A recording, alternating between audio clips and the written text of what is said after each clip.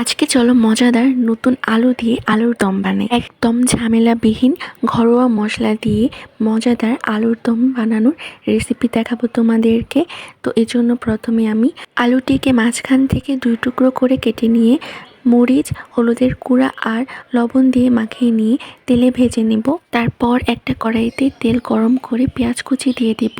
পেঁয়াজটাকে সামান্য ভেজে নিয়ে মশলা কষানোর জন্য পানি দিয়ে মরিচের গুঁড়া, হলুদের গুঁড়া, লবণ, ধনেপাতার গুঁড়া, আদা রসুন বাটা আর কিছুটা গরম মশলার ফাঁকি দিয়ে দেব।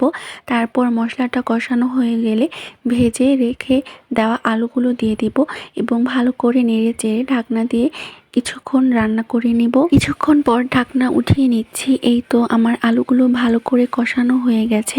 এখন আমি আলুটা সিদ্ধ হওয়ার জন্য পরিমাণ অনুযায়ী পানি দিয়ে দেব এবং সব কিছু ভালো করে মিশিয়ে নিয়ে আবার ঢাকনা দিয়ে কিছুক্ষণ রান্না করে নেব, যতক্ষণ না পর্যন্ত আলুটা সিদ্ধ হয়ে যাচ্ছে।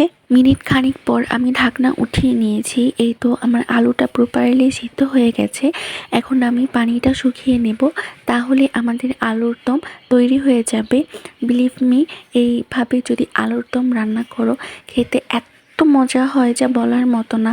তো আমার বাসায় এটা এভাবে সবাই পছন্দ করে। তো তোমরাও এভাবে আমার রেসিপি ফলো করে রান্না করে দেখতে পারো, খুবই মজা হবে খেতে। তো আজকে এই পর্যন্তই, দেখা হবে নতুন কোনো ভিডিও নিয়ে। আল্লাহ হাফিজ।